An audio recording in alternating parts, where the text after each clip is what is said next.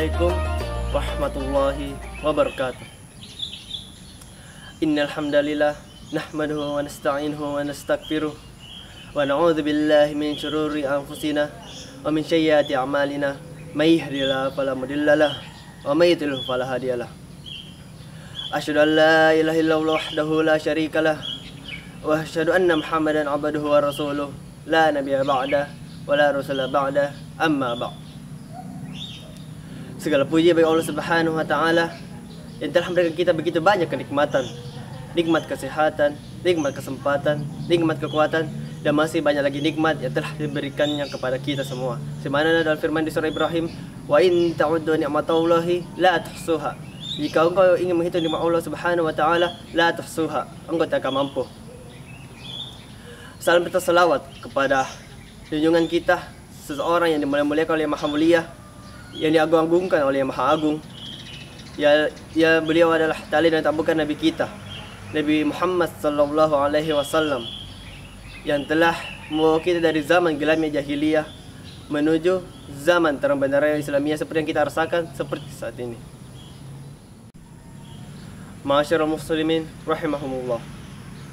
Dengan nikmat Allah yang begitu banyak, kita telah dipertemukan kembali dengan bulan Ramadan, bulan ampunan, bulan maghfirah. Oleh karena itu, kita sebagai hamba yang tak pernah luput dari dosa, yang tak pernah luput dari kesalahan, baik disengaja maupun tidak disengaja, haruslah kita meminta ampun kepadanya. Sebagaimana sabda Rasulullah SAW yang diriwayatkan oleh Imam At-Tirmizi, kullu bi Adam khata', seluruh anak Adam pasti pernah berbuat salah. Oleh karena itu, Islam sebagai agama yang fitrah pasti akan memberikan jalan bagi kita hamba yang tak pernah luput dari kesalahan. Sebagaimana lanjutan dari hadis tersebut ialah kullu bid'atin khata' wa khairul khata'ina at-tawwabuna. Sebaik-baiknya orang yang bersalah ialah orang yang bertaubat. Taubat ialah amalan yang sangat dicintai oleh Allah Subhanahu wa taala. Karena Allah Subhanahu wa taala lebih mencintai hambanya yang kembali ke jalan yang benar, kembali kepada dengan keadaan yang ingin bertaubat, daripada melihat hambanya yang mendapat kembali tunggangannya di ladang yang luas dan gersang. Tetapi walaupun taubat adalah amalan yang sangat dicintai Allah Subhanahu wa taala, ada dua waktu yang dimana pintu taubat sudah tertutup serapat-rapatnya, yaitu innallaha yaqbalu taubatan abadi ma lam yughargir. Barang siapa yang bertobat kepada Allah Subhanahu wa taala, Allah Subhanahu wa taala pasti akan menerima tobatnya malam yughargir, selama nafasnya belum sampai di tenggorokan. Sebagaimana kita lihat seperti kejadian pada Raja Fir'aun yang ingin bertaubat ketika ia melihat laut tersebut akan menenggelamkannya. Maka taubat seperti ini tidak akan pernah diterima. Yang kedua ialah man taba qabla an tatlu'a syamsu min maghribiha taballahu alaih. Barang siapa yang bertobat kepada Allah Subhanahu wa taala sebelum matahari terbit dari barat, taballahu alaih, Allah pasti akan menerima taubatnya. Oleh karena itu, jika kita bertobat, saudara kita wasari, kita harus bersegera.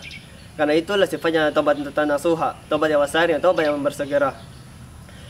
Ketika kita berbuat salah, langsunglah minta maaf.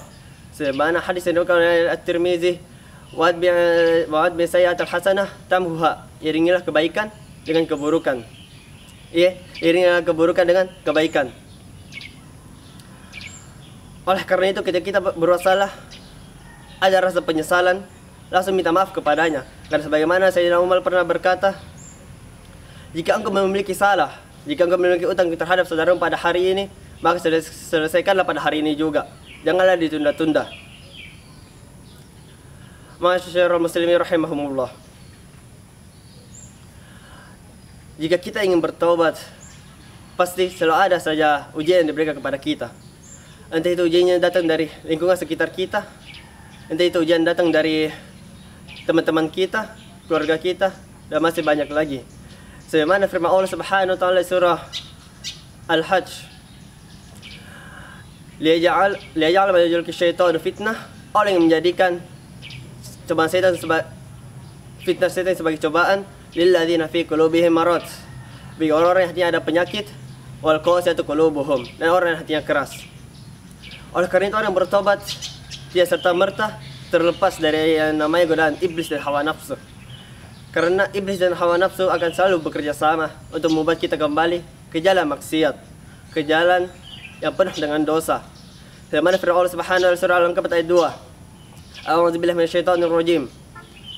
Ahasiban nas ayyutraku, apakah manusia mengira kami akan membiarkannya ayyakul amanna wa hum la yuftanun, hanya dengan mereka berkata kami beriman dan mereka tidak diuji. Orang yang bertaubat setidaknya harus memiliki dua hal yang paling penting. Yang pertama ialah ada rasa penyesalan yang muncul dalam hati, dan yang kedua ialah istighfar yang dilakukan oleh lisan kita, sebagaimana yang dilakukan oleh Adam alaihissalam dan Hawa di surah Al-A'raf ayat 23. Qala, Adam dan Hawa berkata, Rabbana zalamna anfusana, wahai Tuhan kami telah menzalimi diri kami sendiri. Wa illam taghfir lana wa tarhamna, dan jika engkau tidak mengampuni kami dan merahmati kami, lanakunanna minal khasirin, pasti kami termasuk orang-orang yang merugi. Oleh karena itu, Allah Subhanahu wa taala selalu membuka pintu taubat untuk kita.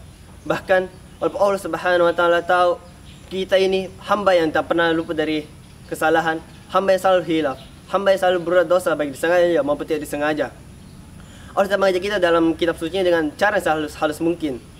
Allah Subhanahu wa taala tidak memanggil kita dengan para pendosa, ahli maksiat, dan hamba yang selalu lupa. Allah Subhanahu wa taala panggil kita sebagaimana surah Az-Zumar. A'udzubillahi minasyaitonir rajim. Qul ya ibadalladzina asrafu ala anfusihim, katakanlah wahai Muhammad, wahai hamba-hamba yang melampaui batas atas diri kalian sendiri.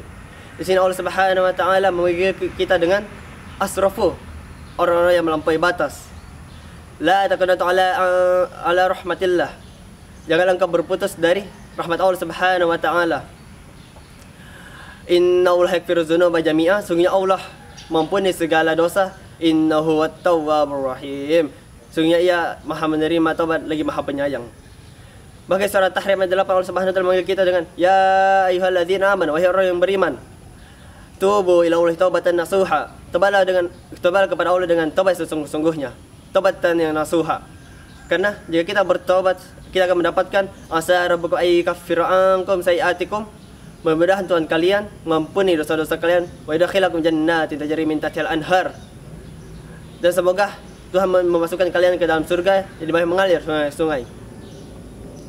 Bahkan hadis yang diriwayatkan oleh At-Tirmizi pun Allah Subhanahu wa taala berfirman, Qul ya ibni Adam, wahai anak Adam, innaka ataitani biqrabil ard khotoya, jika engkau datang kepadaku dengan dosa sepenuh bumi, tsumma laqitani la tusyrika bi syai', kemudian engkau datang kepadaku dengan keadaan tidak mempersekutukanku sedikit pun, la ataituka biqrabiha maghfirah, maka aku datang kepadamu dengan ampunan sepenuh bumi pula.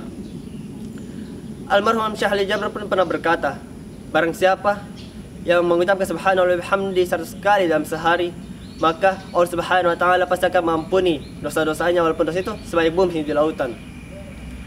Itulah buktinya bahwa Allah Subhanahu wa taala tetap ingin melihat hamba yang bertobat kepadanya. Karena Allah Subhanahu wa taala tahu kita ini hamba yang tak pernah lupa dari kesalahan. Allah Subhanahu wa taala tetap memanggil kita dengan cara halus-halusnya. Asrafu, orang-orang yang melampaui batas. Aman, orang yang beriman. Ibni Adam, anak Adam. Bahkan di surah Al-Baqarah Allah Subhanahu wa taala memanggil kita al-mufsidun, orang yang berbuat kerusakan. Tidak ada sekalipun Allah Subhanahu wa taala memanggil kita dengan sebutan ahli maksiat, para pendosa dan lainnya. Oleh karena itu, marilah kita minta ampun seampun-ampunnya kepada Allah Subhanahu wa taala, agar jika kita keluar dari bulan Ramadan ini, kita bisa menjadi seperti bayi suci yang baru dilahirkan, yaitu seperti orang yang tanpa dosa. Sekian dari ceramah yang saya bisa sampaikan. Jika ada yang salah, mohon dimaafkan, karena yang benar itu hanya milik Allah Subhanahu wa taala. Akhirul kalam, tsumma assalamu alaikum warahmatullahi wabarakatuh.